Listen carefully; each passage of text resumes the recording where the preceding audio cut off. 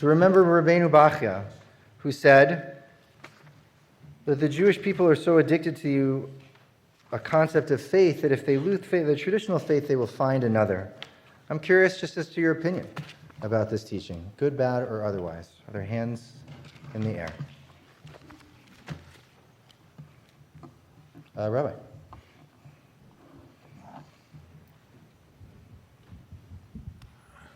Yeah, so I think Bach is definitely onto something. There are hundreds of Jews who, in running away from Judaism, became pioneers and leaders of social movements, as you pointed out. There's a book I want to mention called Going South, written by a historian named Deborah Schultz, who interviewed many of the civil rights activists who went on the freedom rides in the 50s and 60s, many of whom were criticized by the Jewish establishment, including Rabbi Abraham Joshua Heschel, who gave a fairly harsh speech on the floor of the Rabbinical Assembly saying, all these Jews are running away from Judaism, why don't we see them in synagogue? And we think about Heschel as a pioneer who walked with Dr. King, but here he criticized the kids who grew up in synagogues who ran away from Judaism to be activists. But in Deborah Schultz interviewing people, remembering their activism 20 and 30 years later, they all told the story about why they went south in the context of their Judaism and the Jewish upbringing that they had. Even though they weren't active in religious contexts, they explained and thought about why they acted based on something that was bred into them. Someone said something about DNA. There was something bred into them about you need to stand up for justice, and this is how they were manifesting their Judaism. So I think that's what Bach is saying. Fascinating. Thank you, Roy. Yeah. Nathan in the back, and then... Sure. I'm not so enamored of that explanation, and here's why. I think we need to be wary about answering these kind of questions by ascribing unique group characteristics. I think that leads us to a place that is often not such a great place. I think that might be partly an explanation for why there was a movement in the West from religion in general to secular utopian movements in general, not unique to Jews. Most of these movements were not started by Jews. They also, for example, you wouldn't see the same phenomena among Mizrahi Jews, so arguing that there's something, because their societies weren't going through the same evolution. So I think the real question is, why were Western Ashkenazi Jews at a certain time in history seem to be particularly attracted? And I think the answer to that is largely sociological. Jews didn't have an investment in the status quo. They stood outside the status quo, and that was historically embedded in lots of different ways. So to me, it's not surprising that when societies were making that evolution in general, Jews who started to become a little bit more part of those societies, nonetheless, much more easily saw themselves as standing outside of it, as being critics, and were more attracted to that kind of role. Yeah, I think the sociological explanation is really important here. The only thing I want to say is that it's not just Western Ashkenazi Jews. So Christiani himself was a Sephardic Jew.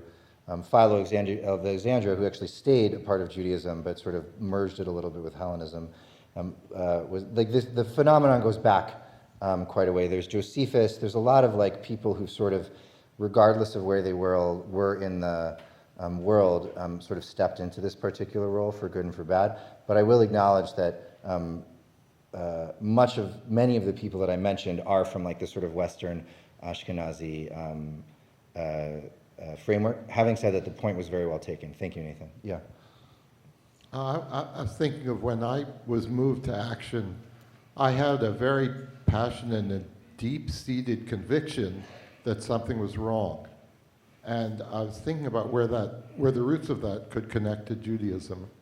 And the rabbinic tradition is, as I understand it, to devise pathways and logics and ways of discussing what's right or what's wrong, and rabbis debating each other in the Talmud. So the tradition that we have of figuring out what's right and what's wrong leads to the ability to have a conviction that could look like faith.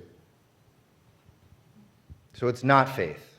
Well, I'm not sure about that, but I'm telling you, the conviction probably goes to the same place as when you make a decision when you don't know why. Faith, I think we discussed, or you discussed a while ago, is about when you have a conviction but Yeah. you don't know why. But the rabbinic tradition No, no, is to yeah. argue why. Based, No, I based on I the- think I was the- misunderstood there. Not, forgive me, please do not understand that I believe that faith is about having a conviction when you don't know why. But I understand what you're trying to say. Okay. One last comment over here. Matt, in the back, Ralph, and then we'll move on. Yeah. Well, I mean, I like to think there's a sense of existential optimism that all these things that are happening that seem to be going south, that things are still going to connect. That we still have a connection to everybody. We still have a consciousness, and that's kind of almost a primordial sense of godliness. Having that connection, that sense of optimism, is the beginnings of a faith. And to me, so I make that connection. Yeah, the connection to the sense of optimism is the beginning of a faith. Well said, friend. All right, we're on page 1283. This is the Haftarah of Jeremiah. We're at verse 13.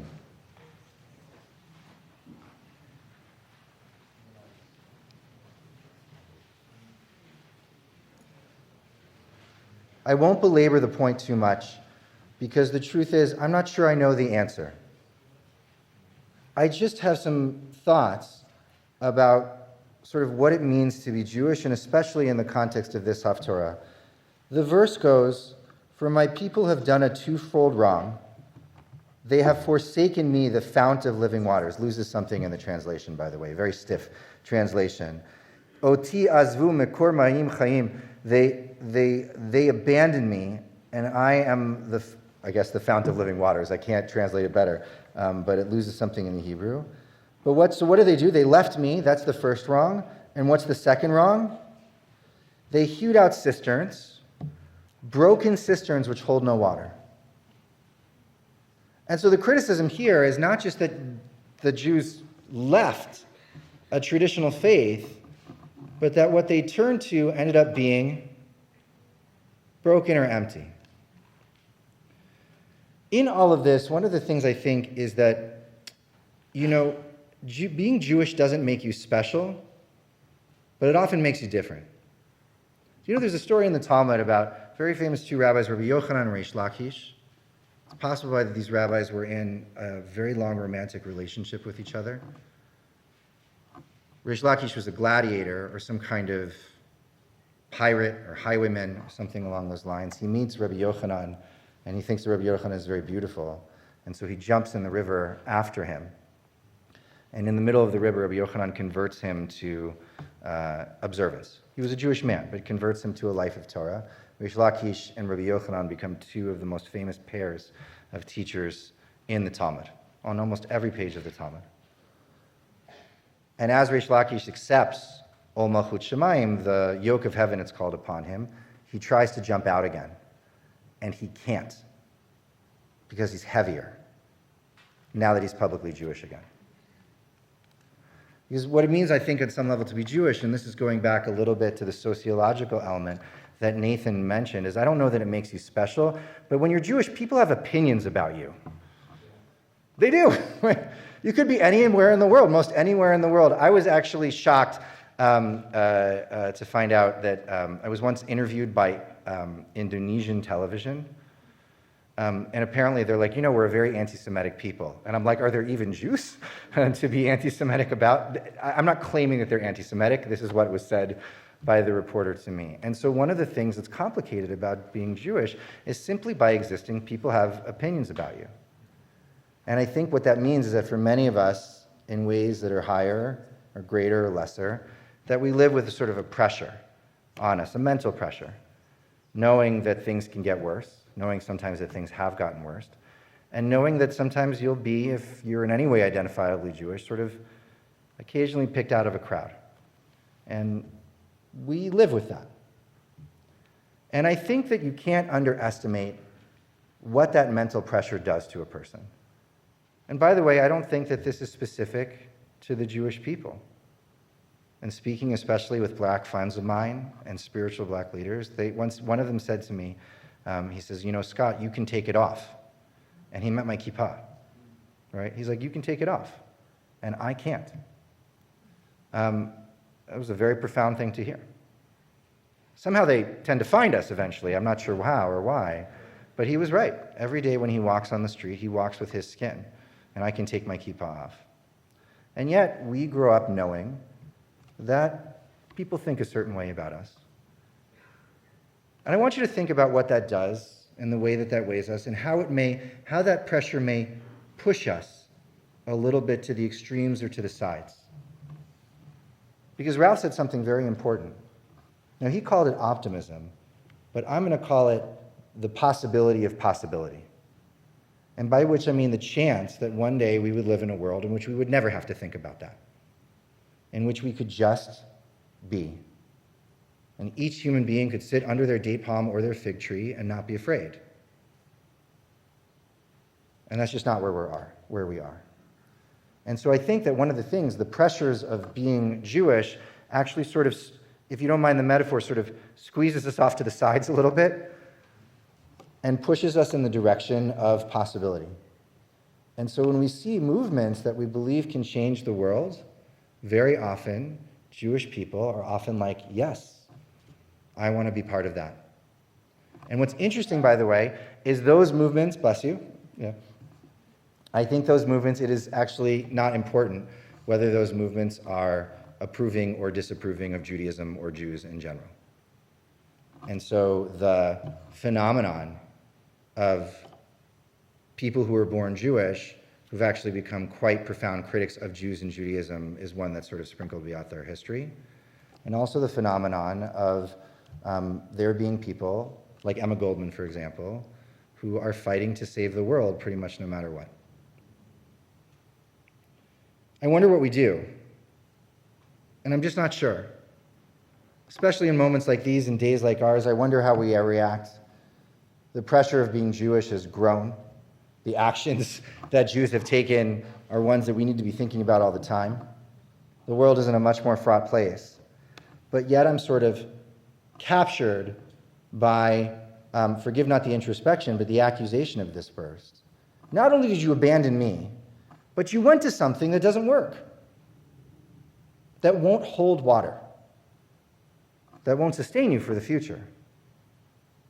Please don't hear me as speaking about any particular social movement, but rather sort of a fear in my heart that as I yearn for a better world, that what I hold on to actually will give the same kind of sustenance as the place from which I came.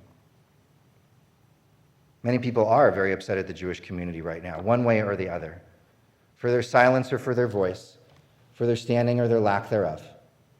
Many of us feel it quite keenly and quite deeply. And again, I wish I could say, here is the answer, but I don't have it. The one thing I do know is this, or at least this is what my life is dedicated to, which is that I still believe in reaching towards the possibility of possibility, a future that is radically different than this one. But what I'm going to do as I do it is I have committed myself never to letting go of what's behind me and to holding on to where I came from and the spiritual teachings that give me life. And so that I'm connected both forward and back, past and future, to living waters as best as I can. Shabbat shalom.